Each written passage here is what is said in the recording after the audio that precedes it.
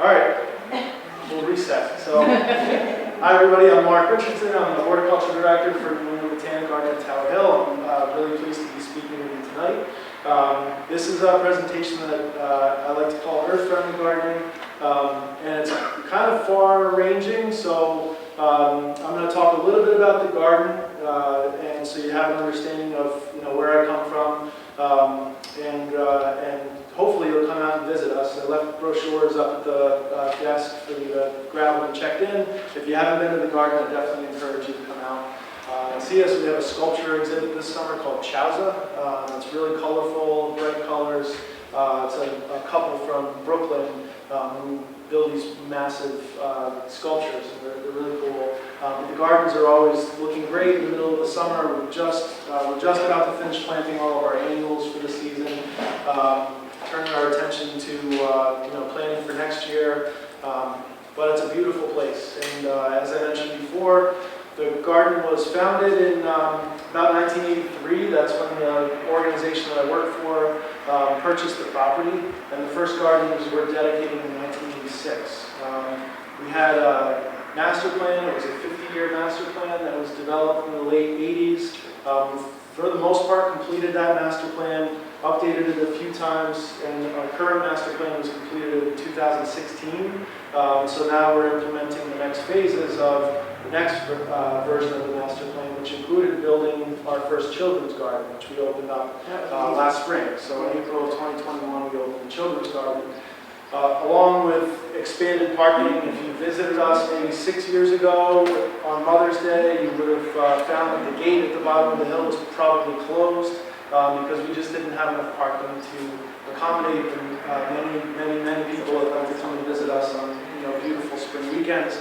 So our parking lot is now about twice as big as it used to be, which seems excessive on a slow rainy day in the middle of June, but definitely very necessary for night lights in December, and really necessary for Mother's Day. In fact, we almost filled up the parking lot on Mother's Day this year because the weather was so great.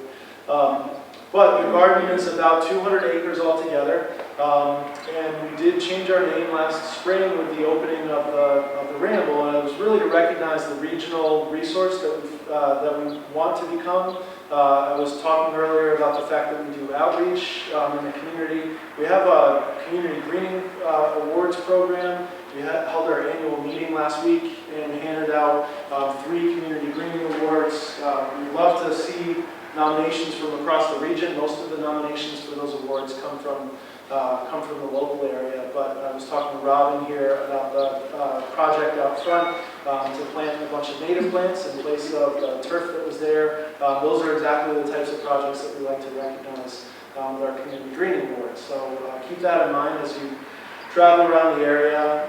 But we also do street tree care for newly planted trees in the city of Worcester. We're in the middle of planting 300 trees this year. That's work that was funded through the Department of Conservation and Recreation, or DCR.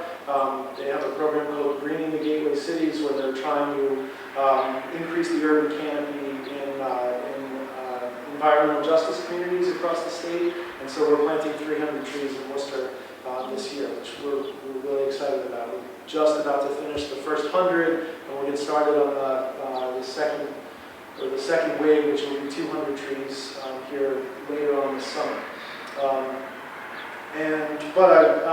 Now to turn my attention back to the presentation. So this is our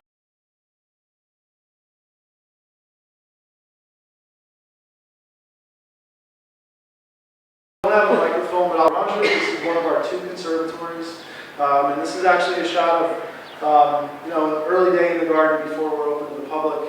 If you visited the garden, you know that the turtles here like to spit water during the day, but you'll also notice that there's a guy up on the top of the conservatory doing some reglazing work, so replacing some panes of glass that broke. I can guarantee you the garden's much quieter at this time of day than it was later when a lot more people were in the garden, which is exactly how we like it. We love to see lots of people in the garden.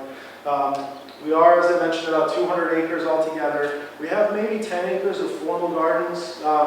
Formal gardens are those that have hard edges, hardscape surfaces. Probably where the majority of our annuals are planted, where most of our bulbs are planted, and it's those areas that people, spend most of the time visiting when they're at the garden. This is in the lawn garden, so the lawn garden is kind of the southern part of the formal gardens, and you can see a bunch of kids really enjoying the day in the middle of the summer.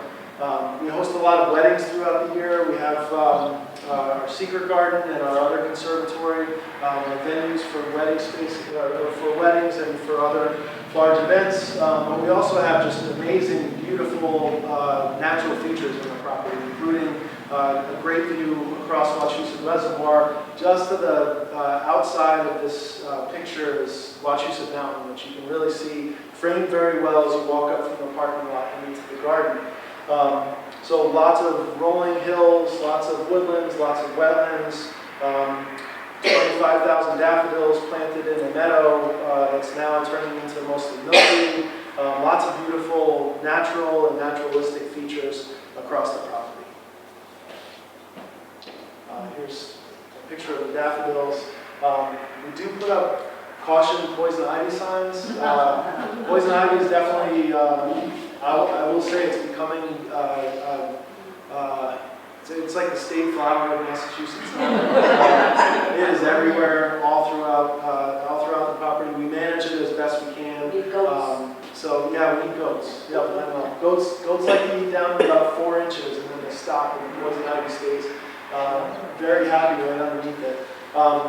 In addition to the beautiful ornamental gardens, we also have a really strong agriculture component. So I won't talk a ton about this, but Worcester County Horticultural Society was founded in 1842, really as an organization that was trying to encourage people to learn more about horticulture, teach classes, get people excited about growing plants at home. We held flower shows in the Horticultural Hall in Worcester, the space that we owned until we moved to Tower Hill, and oftentimes had farm shows, agricultural shows, where people could bring in their prized tomatoes and things like that from their garden.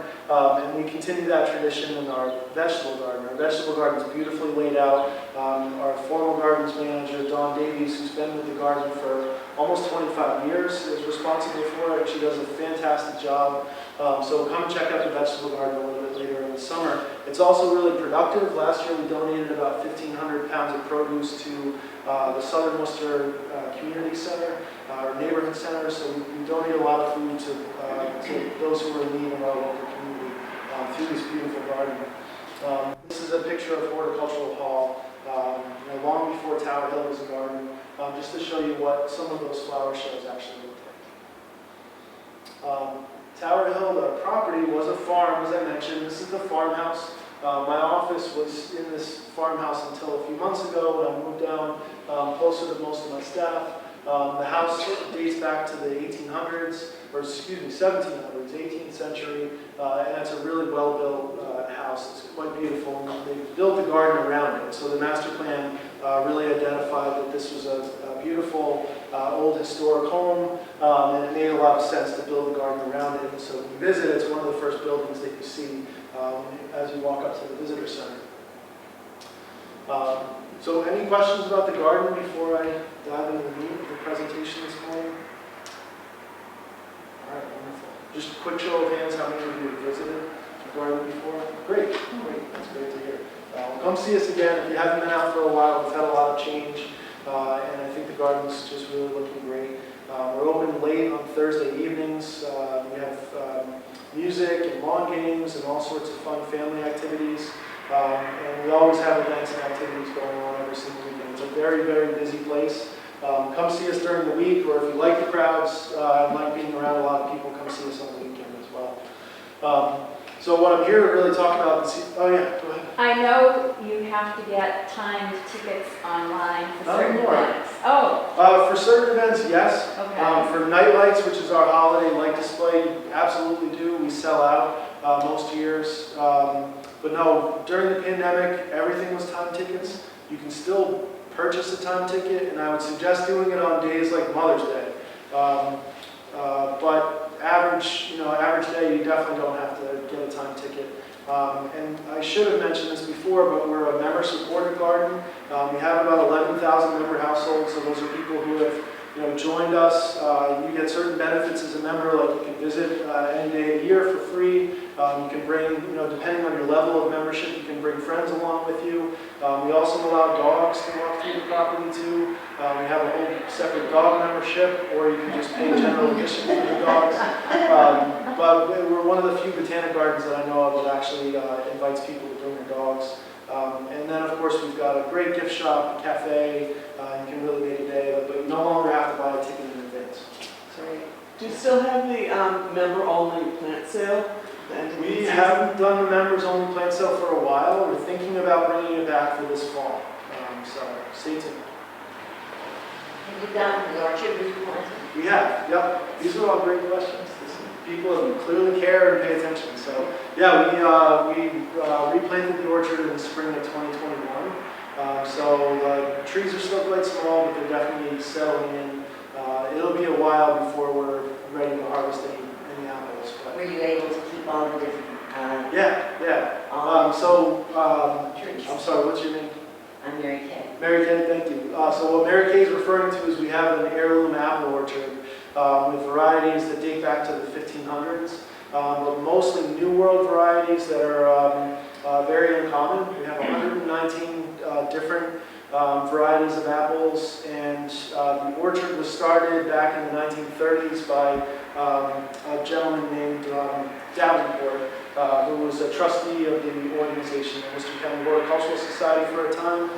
He collected right around 65 or 70 different varieties, had them growing on his home orchard in Grafton, and then gifted the orchard to the Horticultural Society before he passed away in the early 70s. We didn't have a property at that time where we could grow apples, so the orchard moved to Old Sturbridge Village, and it was there, still is there, and actually they're restoring their orchard right now as well. And then when the garden first became a location where we could plant things, they brought the orchard to the garden. So when you drive up the driveway, you see the orchard on either side of you. We increased it a little bit. We added some larger trees that line the driveway as you come in. And so all told, it's about 270 trees, 268. And they'll be there for many years to come. But so apples are grafted together. You have rootstock and you have what's called scion wood. The scion wood is where the fruit comes from. The rootstock basically gives certain properties to the trees. So I'm sure many of you know, if you go apple picking in the fall, there's different size trees. Dwarf trees are really small. They only get about 6 or 8 feet tall. Semi-dwarf are what we have. They generally get about 15 feet tall and wide. But a standard rootstock or a standard apple tree could be 40 or 50 feet tall. So quite large. Ours are all in semi-dwarfing rootstocks. And they have a life expectancy of about 30 years. So it was time to reset, time to start over again, but we collected all of the scion wood from the existing collection. So all the same trees, just reset the clock. Very good question, Mary Kay. Thank you. I used to volunteer there, and I pruned those trees in the spring. Sure, yeah. To the point where I had to have capitals. Oh, that's good. That was intense. Nice. So, but I'm thinking that the trees I pruned back then probably don't exist anymore. They're gone, They're yeah. gone. Yep, they're gone. The new trees that we have growing are all the same, they're genetically identical to the trees that you were growing because we collected the propagation material from them. So, yeah. That's a whole other presentation, which I'd be happy to come back and give sometime.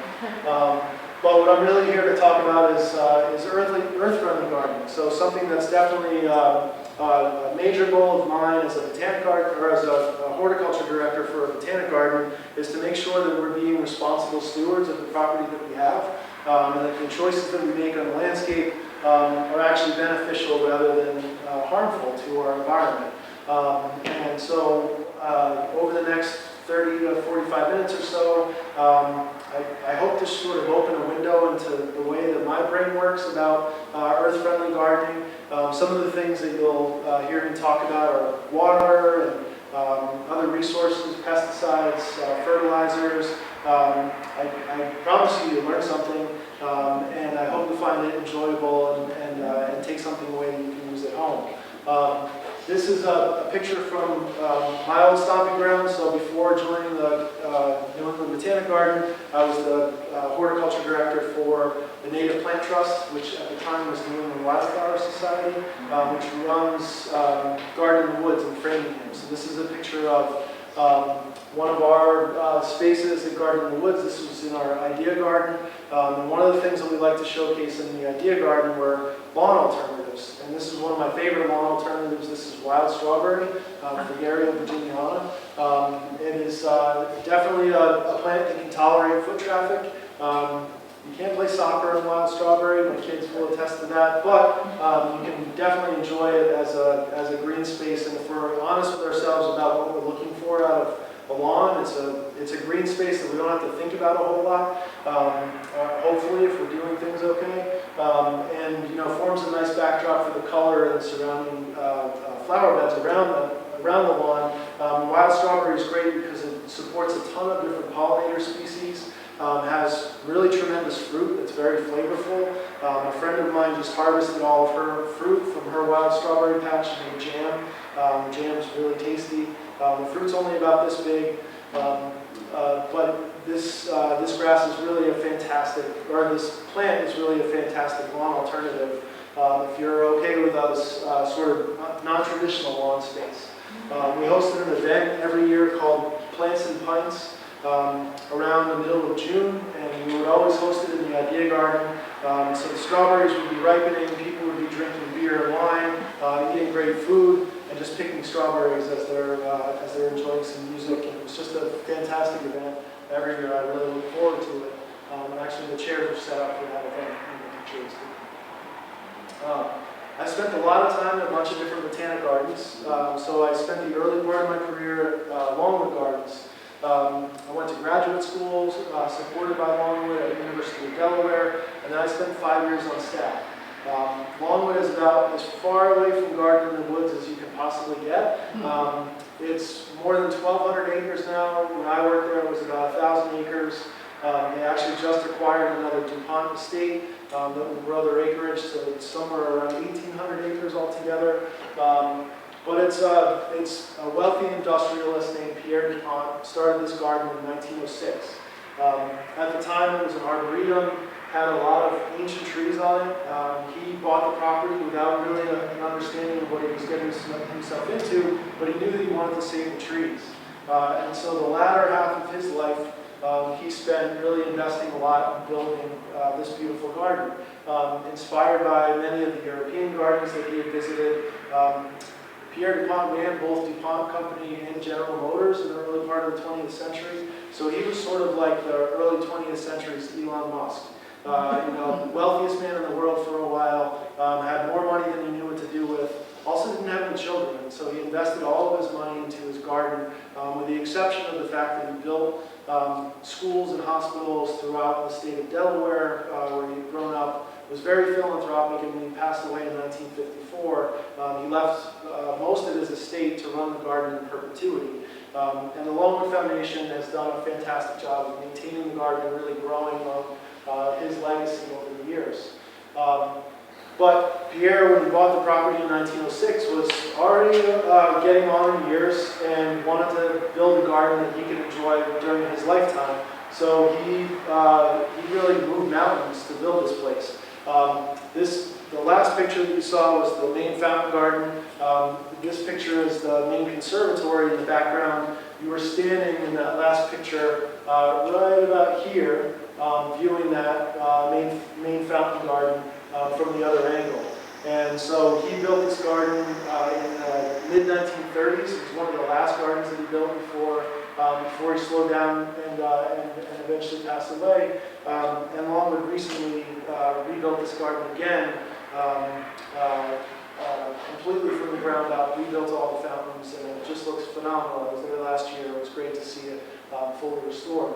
But when Pierre was there, when I say he moved mountains, he moved exceptionally large trees, lots of mature trees, because he wanted to paint the garden that he saw in his head using mature trees. And so you can see some of the work that went on to move trees into the main fountain garden, and then eventually build the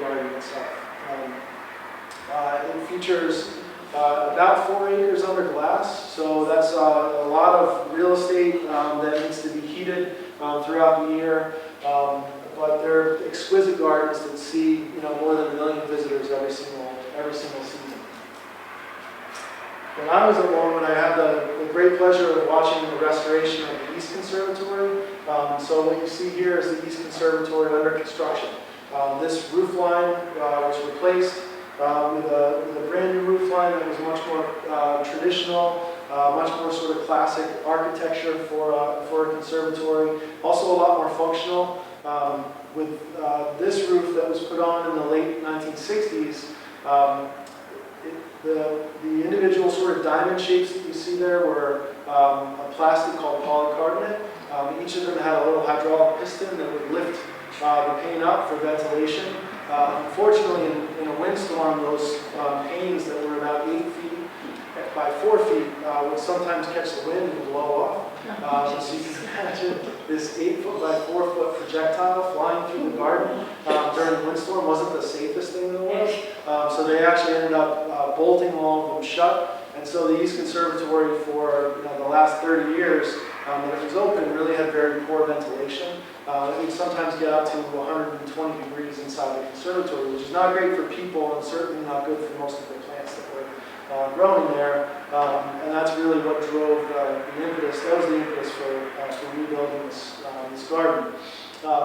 The east was about, I think about 3/4 of an acre altogether, so a pretty large conservatory with lots and lots of plants growing in it. This is the only plant that was saved during the construction. This is a very rare cycad called Encephalitis woodii.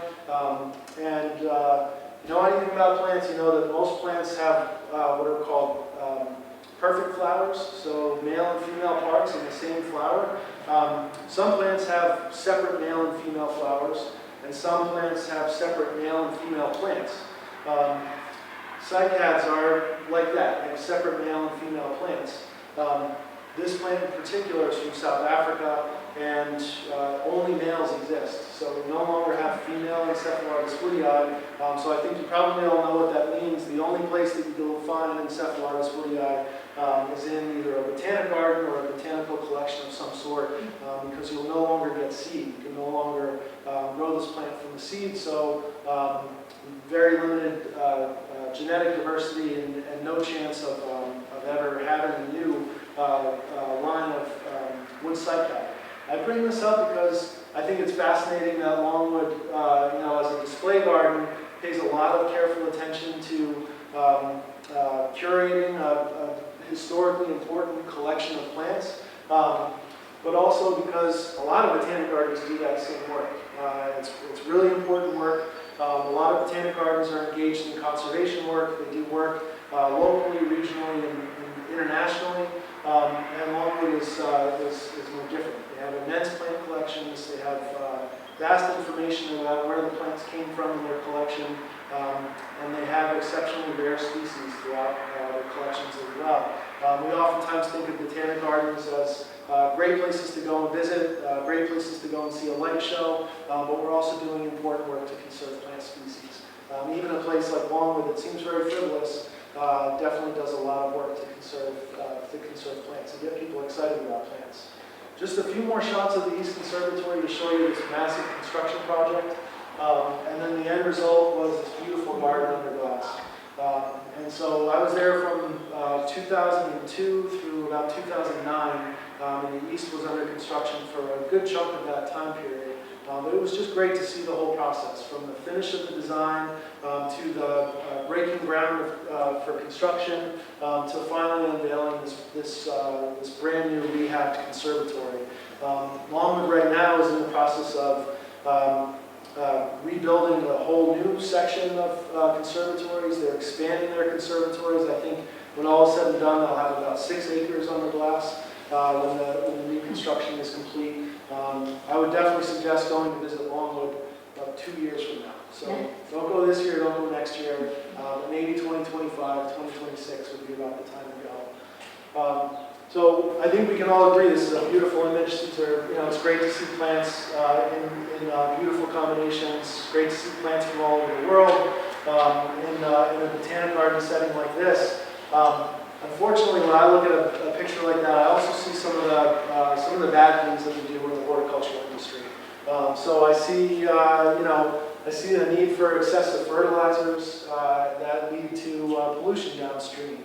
I see a need for water where maybe we shouldn't be using as much water, leading to water shortages throughout the country. I know that's not a problem in our area this season so far, but if you think back just to last year, we were in a historic drought. And so these are things that we need to be more mindful of. I also see, the need for pesticides, and in a lot of cases, pesticides are quite harmful, not just to the pests that you're trying to eradicate, but also to the environment as a whole, and also to non-target species like butterflies, like bees, and other important pollinators. I see a need for a lot of fossil fuel burning. So Longwood, with 6 acres now of conservatories, has a massive need for fuel that will keep those conservatories, to keep plants happy that are not hardy to this part of the world. Plants that can't withstand freezing temperatures, for example. A place like Longwood is really careful to be as environmentally responsible as they possibly can be. A picture of the East Conservatory that I showed you, most of the plants that are in that conservatory in the winter are Mediterranean plants, as opposed to tropical or subtropical plants. Mediterranean plants have the great ability to withstand cooler temperatures. So if you walk into the East Conservatory in January, you might be a little chilly. It'll be 55 degrees in there. And that's because of the plants that they've chosen, but also because they employ something called root zone heating, where there's actually radiant heat in all the garden beds. It keeps plants warm where they really need it in the root systems. But in order to keep the temperatures, just above that threshold where it starts to get dangerous for plants, we still, most botanic gardens, most conservatories still have to burn fossil fuels. And we know that a lot of our maintenance equipment also is fossil fuel burning as well. And I think we all recognize the danger of burning fossil fuels and what that means for our future and for the environment. I really want a garden that's beautiful that I don't have to feel guilty about. I really want to be able to go home at the end of the day and be happy about the work that I'm doing, and be happy that the work that I'm doing is inspiring people, but also that it's contributing positively to environmental quality. And so, for me as someone who works in the Botanic Garden, it's very important to think very carefully about the choices that I make professionally, the choices that I encourage other people to make. Because I want a beautiful garden like this, but I want to have as little impact on the environment, or a positive impact if I can. So I look to other organizations and other gardens that I think we should all try to emulate. When I was at Longwood, I was there for about 7 years, 2 years in grad school, and 5 years just enjoying being on staff in that beautiful garden. But I also got to go on a lot of trips to other gardens in the area. And these were some of my favorites for various reasons. So Swarthmore College is the campus, or the campus is called the Scott Arboretum. Scott Arboretum is the campus of this fantastic liberal arts college.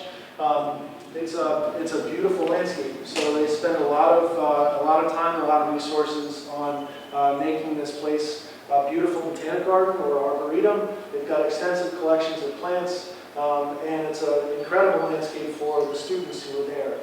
It's a separate, entirely separate organization from the college, but they have really impressive and beautiful displays. If you ever are in the area, I highly encourage you to go and visit the Scott Arboretum. You can see great display gardens like this one. You can also see really good examples of stormwater management. So anyone ever seen a green roof in person? Is that a system that you guys are familiar with? So what do we know about roofs in cities? Anything in particular that jumps out at you when you think about a roof in the middle of the city? Yeah, a lot of them are flat, right? What color are most roofs in the city? Are most roofs in the city? Flat, right? Yeah. So earlier I was talking about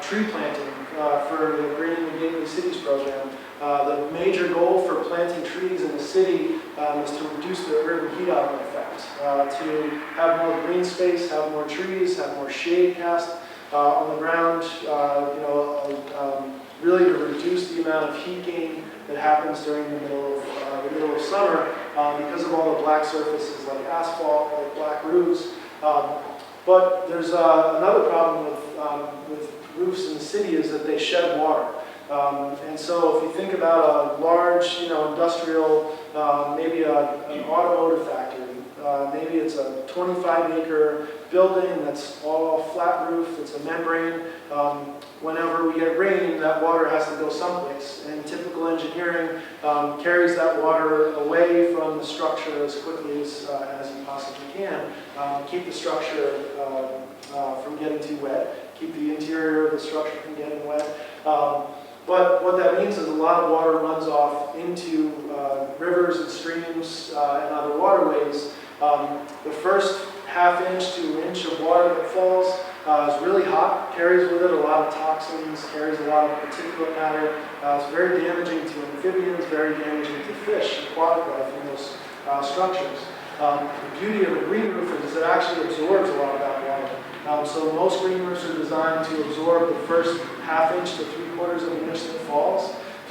So a building like this new college dormitory that was built in 2006 has a traditional roof membrane and a soil profile that's about 10 inches of really lightweight volcanic material called solite, and plants that are incredibly drought tolerant.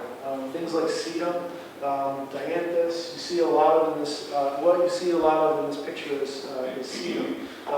Sedum has the amazing ability to really dry out. It's a desert plant, so it can dry out entirely, and then fill itself up with moisture when it does get rain. So green roofs are a really innovative way to absorb stormwater, keep it localized, help to reduce the urban heat island effect, and also keep rivers and streams much healthier. And so at the Scott Arboretum, they built a new college dormitory, and this guy, Jeff Javko, who was the horticulture director there, really pushed to install a green roof. And they've since installed at least 2 other green roofs on other buildings on the campus. Green roof technology is not new. They've installed green roofs in parts of Europe for decades and decades. And in fact, I mentioned earlier an automotive plant, maybe a 25-acre automotive plant, having a really large roof. The Ford Motor Company back in 2003 put a green roof on a new plant that they were building in Dearborn, Michigan. So that was 20 years ago at this point. Unfortunately, we don't see a lot of them in this area, but they're really fantastic ways to mitigate stormwater runoff and to help to reduce the urban heat island effect. And you see a lot of them in botanic gardens. Another garden that I really enjoyed in the area was the Morris Arboretum, which is the state arboretum for Pennsylvania. The Morris Arboretum had a pervious asphalt parking lot that was installed in 1983. Pervious asphalt is all the rage now in low-impact design. A lot of landscape architects are speccing it for parking lots. Because one of the major problems with asphalt is water, again, sheets off of it and really overwhelms our stormwater systems.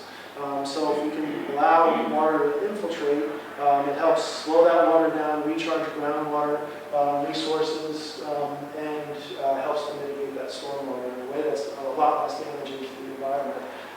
And a botanic garden like the Morris Arboretum was employing technology like this, 40 years ago now. Has anyone ever seen a site with a porous asphalt parking lot? Is asphalt? Is it still asphalt? This is still asphalt, yeah. It's really cool. You can do like the bucket test on it. We've got a bucket of water and pour it in the asphalt, and it just goes in and completely disappears. It's really interesting. So, what's really beautiful about porous asphalt is that it doesn't get that ice buildup that you find on solid asphalt. Because asphalt is a little bit warm, snow hits it, that snow melts a little bit, turns to ice and you can't go anywhere. With porous asphalt, when it turns to ice, it just goes down through the asphalt. So you get a lot less ice buildup, and you don't really have to use salt, and you can't really use sand because it'll clog up the asphalt Is it itself. more expensive than? Yes. Yeah, That's a lot why of we contractors. Yep. Does it last? They last just as long. So they replaced this, it lasted about 40 years before they replaced it. So, sorry, about 35 years. They replaced it just about 5 years ago. Locally, we've got a lot of great people doing a lot of great work. There's a membership organization called the Ecological Landscape Alliance. If you're not members of ELA, I highly encourage you to consider joining ELA. ELA does a lot of great educational programming all throughout the year. They publish a really fantastic couple of resources. They publish a monthly newsletter and a quarterly bulletin. The quarterly bulletin has really great articles written by professionals in the field of horticulture. But this was a project that was highlighted several years ago at Kent County Hospital. I grew up in Rhode Island. My brother was actually born at the hospital. They had a major expansion around 2003 and incorporated a lot of sustainable practices into the expansion. Those sustainable practices included things like a rain garden. Folks know what a rain garden is? Anyone ever seen a rain garden before? So a rain garden is really just a vegetated swale that's meant to absorb stormwater off of maybe a building, maybe a parking lot. And so Kent County Hospital, because they were adjacent to a wetland, incorporated a lot of really great green infrastructure into the expansion that they did a few years ago. And it's quite beautiful. There's a landscape architect from Massachusetts named Tom Benjamin who led that work. A lot of sustainable practices in the landscape have to do with water for a lot of different reasons. Because water is vital to life, because water is easily polluted, because important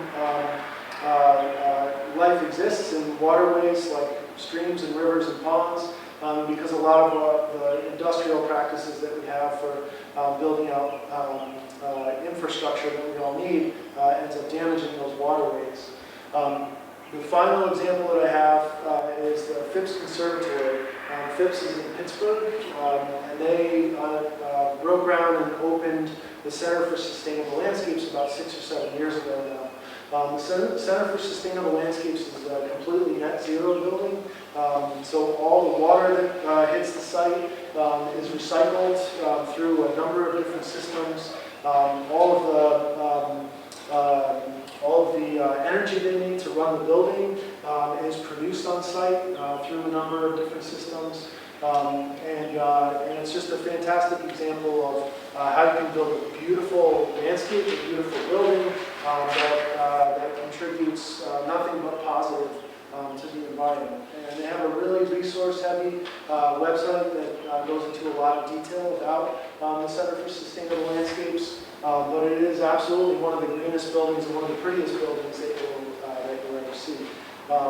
So I highlight all of this just to show that public landscapes, large public landscapes that we maybe traditionally think of as being resource heavy can really be incredible models of sustainability. And there are a lot of organizations that have spent many, many years trying to understand how best to show the world and really serve as a model for sustastainability for the general public. And there's some really important lessons that we can take away from examples like these. And I've tried to sort of condense them into what I call my 3 principles of earth-friendly gardening. So I know I talked about a lot of big picture ideas and big picture landscapes. Now I'm going to sort of bring it all down to a really granular level, lessons that you can take away from the talk tonight and incorporate into your garden. First one is plants cover the ground. That'll make a little bit more sense in a second. Second one is healthy plants come from healthy soils. And the final one is strive to be a lazy gardener. This is usually the one that people enjoy hearing the most, especially after a busy day in the garden. And I'll go into a little bit more detail about what I mean in each of these. So plants cover the ground. If you ever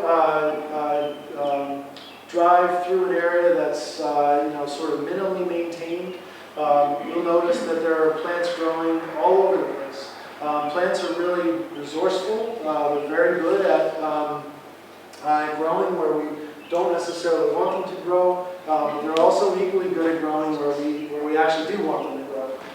And for some reason, a lot of our practices in the landscape are about sort of competing against this natural dynamic.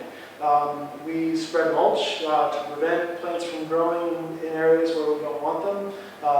And we spend a lot of time either applying herbicides or weeding to keep plants down. I have a neighbor across the street from me who for some reason has this giant slope in the front of his house, and for some reason has these 3 stripes of mulch surrounded by turf.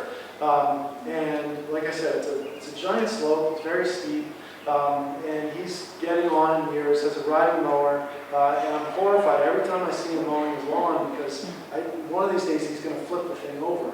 And if I were looking at that landscape, first of all, I'm not sure why he has these 3 stripes of mulch. There's no plants growing in the mulch at all. He hires a landscape company that comes spread fresh mulch every single spring. But the other thing that I think is a little crazy is that he actually continues to mow the lawn. No one ever uses the lawn for recreational space. It's irrigated. He mows it. He spreads fertilizer on it. He almost rolls down the hill every time he mows it. But no one ever uses the lawn for any purpose at all. I would much rather see him, establish a low meadow in front of his house, something that he wouldn't have to mow, something that he wouldn't have to spread mulch on every single season. Just given the terrain of the landscape, it would make a lot more sense. But for some reason, this is the sort of ideal that a lot of us are looking for in the traditional suburban landscape. Is a tree, a shrub, and acres and acres of black or brown or red mulch.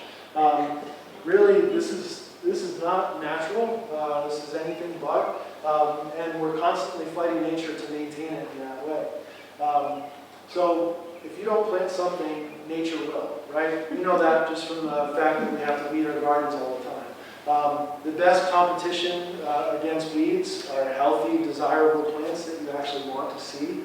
Rob installed this beautiful garden out front. Went to very careful detail of putting down cardboard to kill the grass.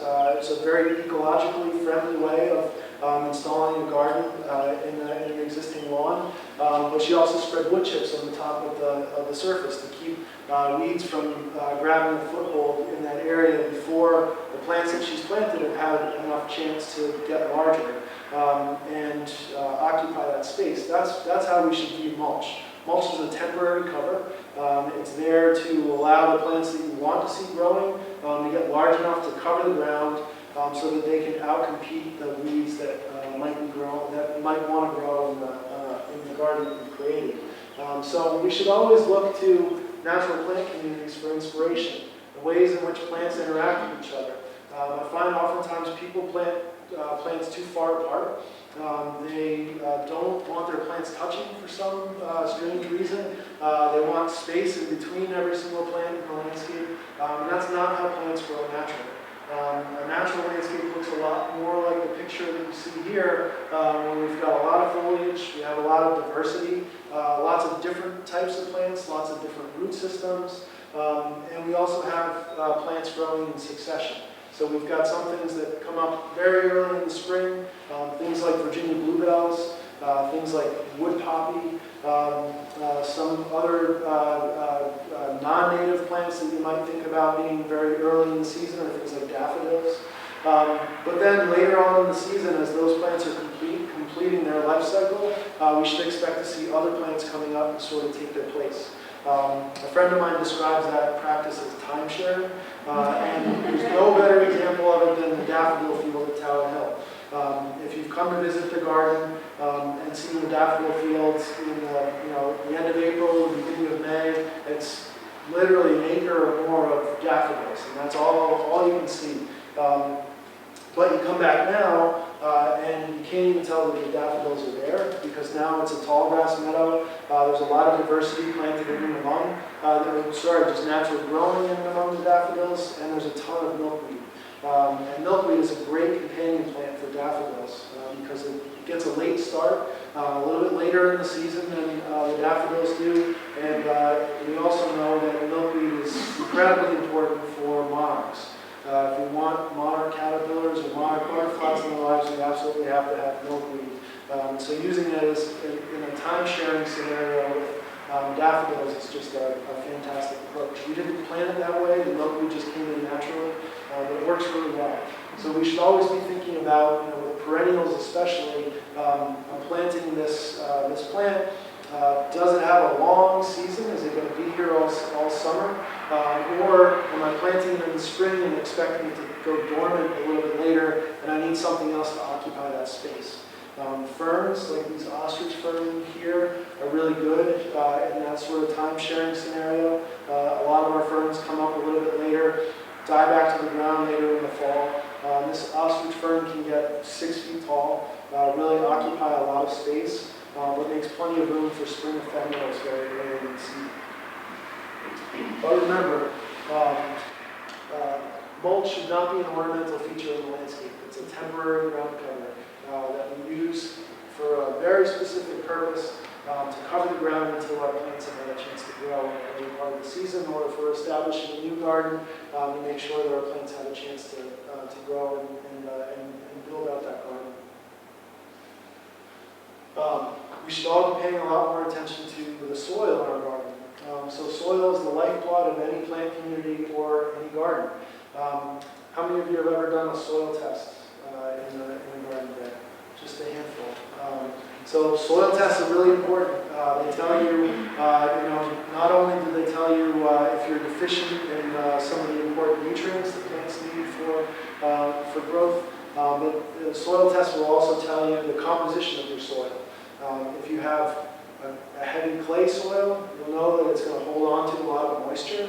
That in the middle of summer, if it's not getting adequate rainfall, it might dry out and be very difficult to re-wet, versus a sandy soil that's going to constantly be very well draining and hold on to very little moisture. And there are different practices that you might employ based on the soil type that you have.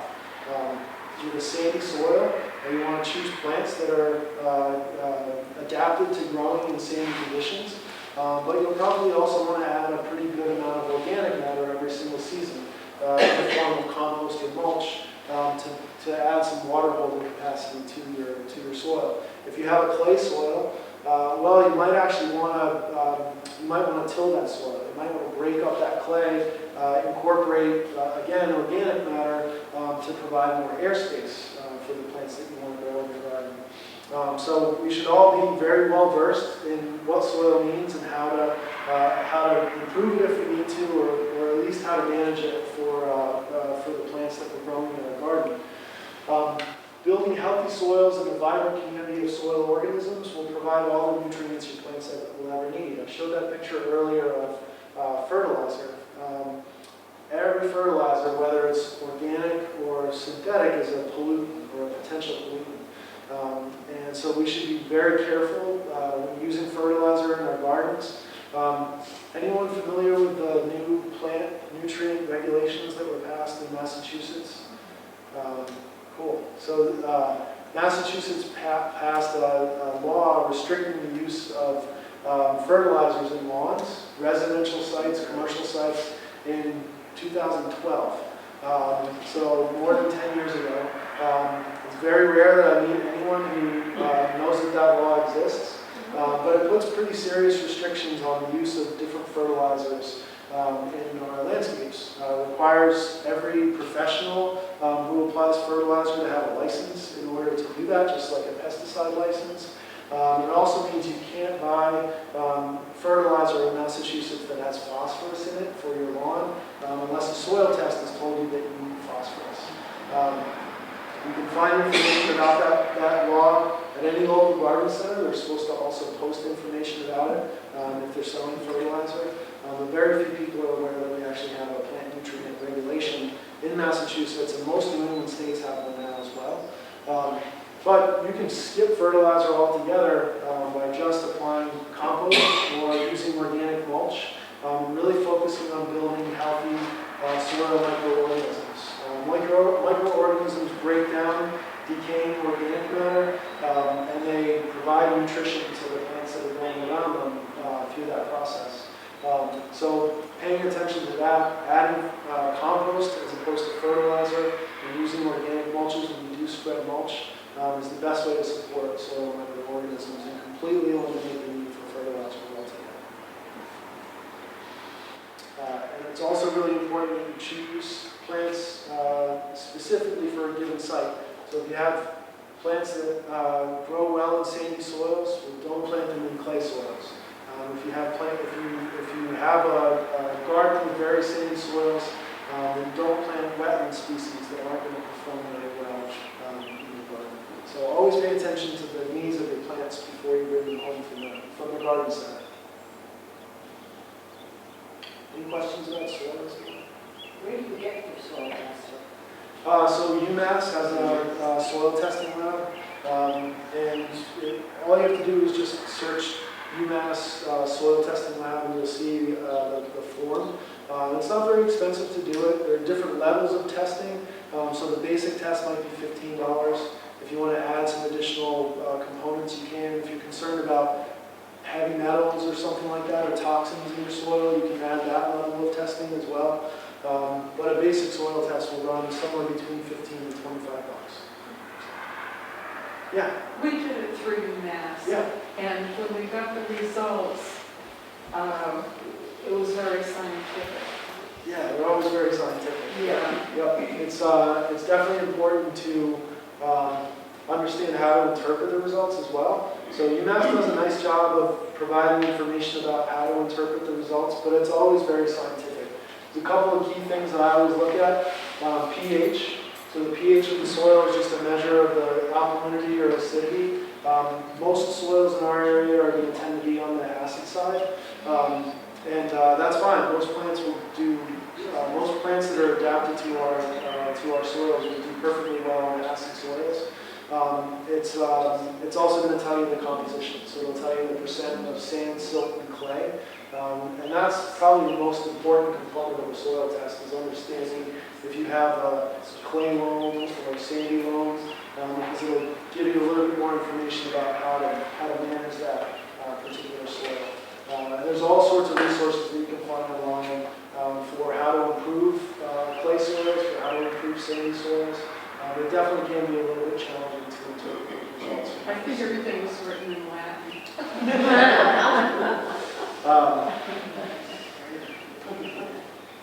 Sure, maybe. Yeah. And then finally, we should all strive to be lazy gardeners. And I'll tell you what I mean by that. First off, doing nothing is better than doing something harmful. A lot of our practices is because we're just not sure what to do in the landscape. So I'll give a really quick example. We bought my in-laws, this is years and years ago, blue hydrangeas. So I'm sure most of you are familiar with the mop head or hortensia type hydrangeas. They look terrible in the winter because they die. It looks like a perennial that should be cut back to the ground every single winter. But if you know anything about hydrangeas, you know that they bloom on old wood, which means if you cut them back to the ground in the winter, you're actually cutting off next year's flower buds. So it's really important to understand the life cycle of your plants, understand how to appropriately prune them if pruning is necessary at all, and understand how to site them. So we bought my in-laws these two hydrangeas, and they planted them in this very prominent spot in their garden. And my father-in-law just can't stand how they look every single winter. My mother-in-law complains every single summer that they never flower because he cuts them back to the ground every single winter. It doesn't matter how many times I tell him, hey, you can't cut those back, he's going to cut them back. He just can't stand it. So that's the kind of thing I mean by doing nothing is better than doing something harmful. If you're not sure, just leave it alone.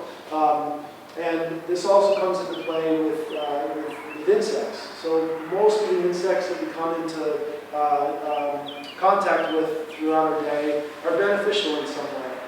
They either are predatory, they feed on harmful insects, they're completely inconsequential, they don't do anything to bother us or bother the environment. It's really a sort of dirty few insects that are harmful. And I would put ticks and mosquitoes in those categories. I don't think mosquitoes have any redeeming qualities. I will say ticks aren't really insects, that's a whole different conversation, but I think you get the drift. Most insects are completely benign or really beneficial. And most birds feed insects to their young. So when bird species are raising young in their nests, they rely on a diet of about 95% insects to feed their young. So those insects are actually playing a very, very important ecological role. And we want to make sure that our gardens are doing everything they can to support those insects, because they're in turn supporting the birds and in turn supporting the whole web of life.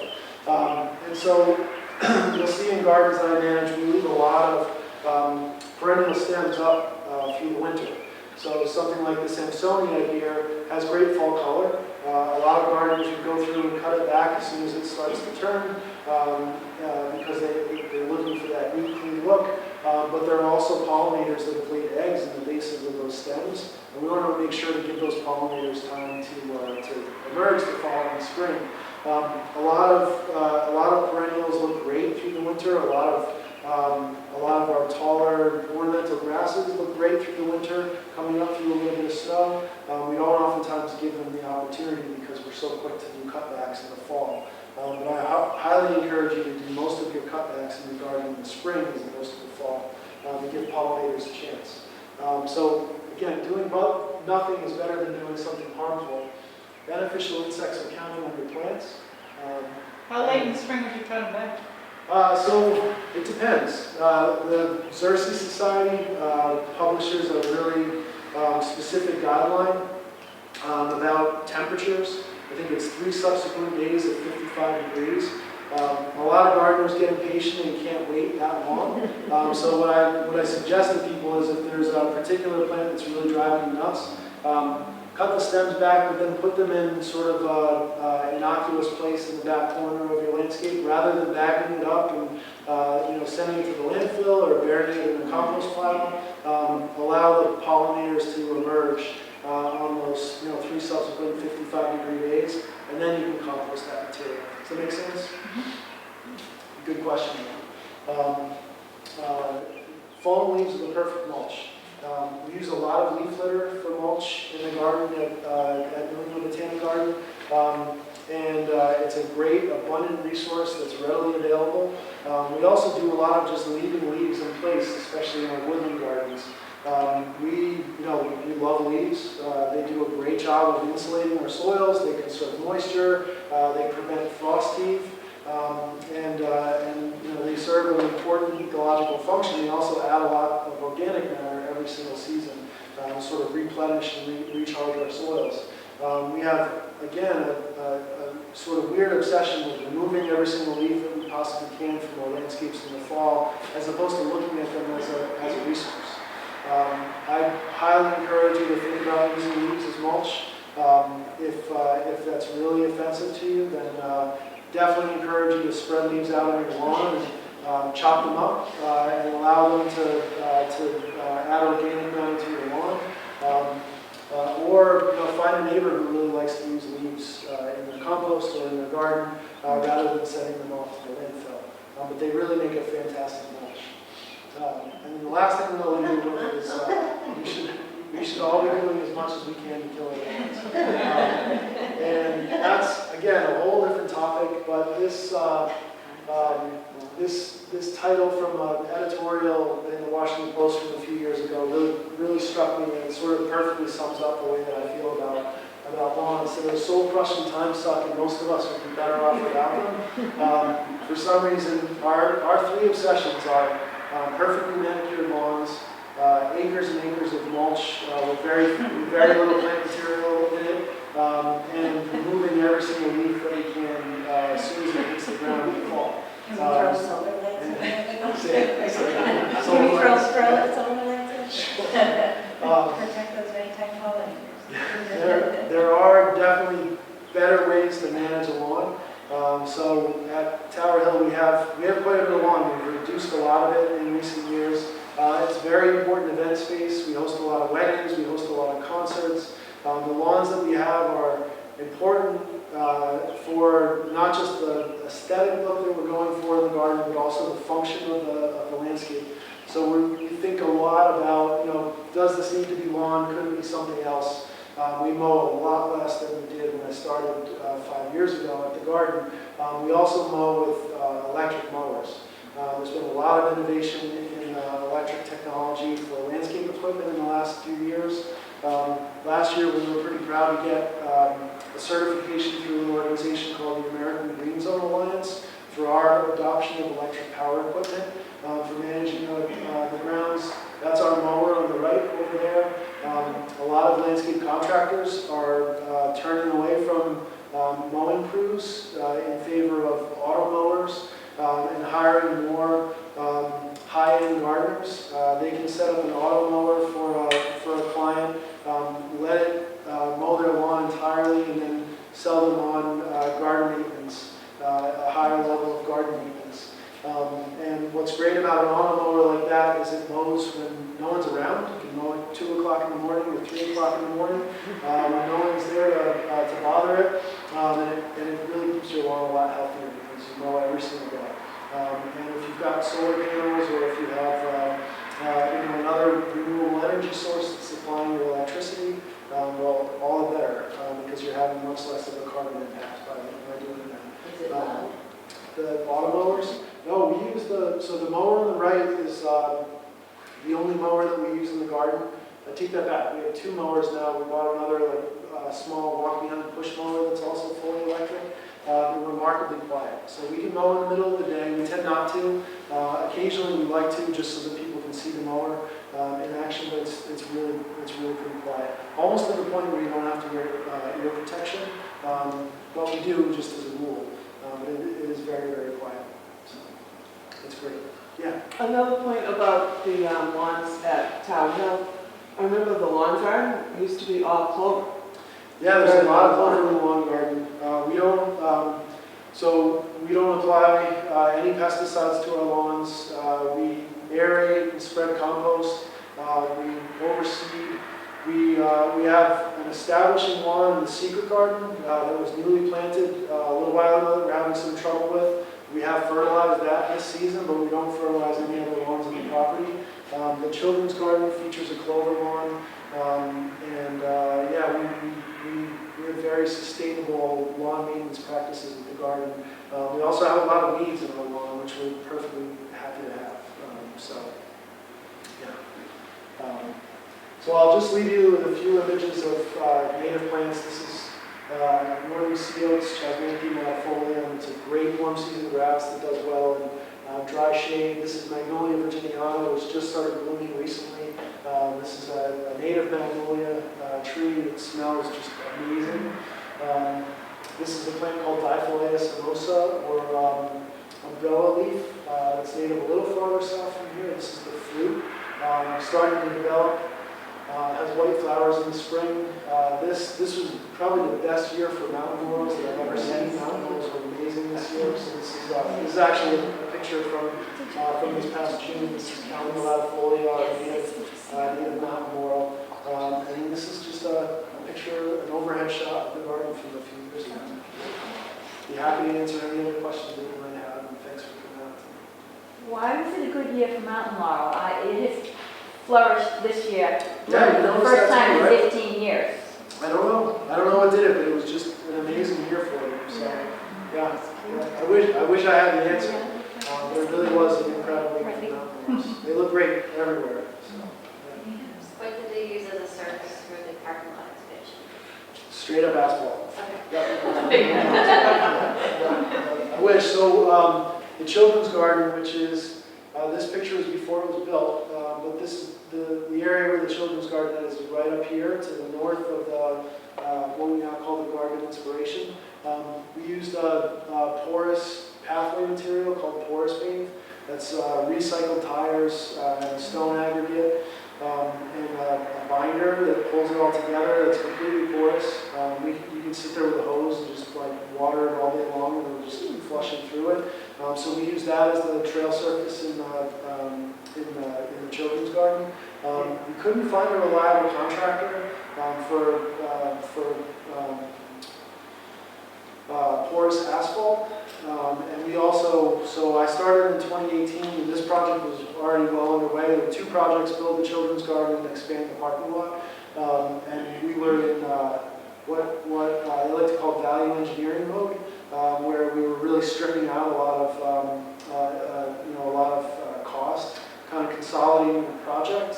If we'd had a little bit more financial capacity, I would have liked to have seen us do porous asphalt. But we also built some pretty innovative stormwater practices into the expansion of the parking lot. We did a couple of different rain gardens. We did some bioswales. And then the islands. So if you look at the islands here, they were basically, just not very well managed turf. We mowed them a few times a year. Now they're seeded with wildflowers. So they're pretty beautiful right now, and it's really all pollinator habitat. So very very non-traditional lawn that absorbs a lot, or non-traditional parking lot that absorbs a lot of moisture, absorbs a lot of rainfall. Good question. Yeah. What happens in your greenhouses? Well, we don't have a lot of greenhouses. So the conservatories, there are two of them. These are display greenhouses, and in both of those houses, we have our collection of subtropical, Mediterranean, and tropical plants, all in pots. They moved outside for the summer, so the glass houses, or the lumini and the orangery, are used as event spaces. So we host 40-plus weddings in the orangery every year. We have two back-of-house greenhouses. This one here is called the growing house, and this one here is called the propagation house. And both of those we use for starting seeds, or just for housing parts of the collection. We do an orchid exhibition in February, March every year. When the orchids come in, they need a place to go before they can go out on display. So they go into the growing house or in the prop house. So they're mostly used for seed starting in the spring.